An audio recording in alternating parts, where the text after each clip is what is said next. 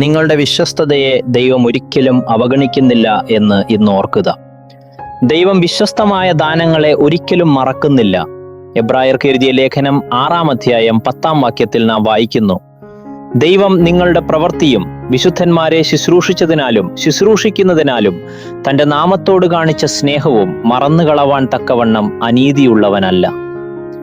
മറ്റാരും ശ്രദ്ധിക്കാത്തവയാണെങ്കിൽ പോലും ഓരോ വിശ്വസ്ത പ്രവൃത്തിയും ദൈവം കാണുന്നുണ്ട്. യേശു വിധവയുടെ ദാനത്തെ തന്റെ ശിഷ്യന്മാരുടെ മുമ്പാകെ എടുത്തു പറഞ്ഞു. ആളുകൾ ശ്രദ്ധിക്കാതെ പോയെന്ന് തോന്നിയ ഒരു കാര്യം വിശുദ്ധ ലിഖിതത്തിൽ രേഖപ്പെടുത്തിയ ഒരു നിത്യമായ പാഠമായി മാറി. ഭൂമിക്കടിയിൽ നിശബ്ദമായി പാകുന്ന ഒരു വിത്ത് ആരും ശ്രദ്ധിക്കാതെ പോയേക്കാം, എന്നാൽ കാലക്രമേണ അതൊരു മരമായി വളരുന്നു. അതുപോലെ തന്നെ വിശ്വസ്തയോടെയുള്ള ദാനം ശാശ്വതമായ സ്വാധീനം ചെലുത്തുന്നു. ദൈവത്തിന് വേണ്ടിച്ച് ഒരിക്കലും മറക്കപ്പെടുന്നില്ല. നമുക്ക് പ്രാർത്ഥിക്കാം. സ്വർഗസ്ഥനായ പിതാവേ, എൻ്റെ ഓരോ വിശ്വസ്ത പ്രവൃത്തിയും കാണുന്നതിന് അങ്ങേക്ക് നന്ദി.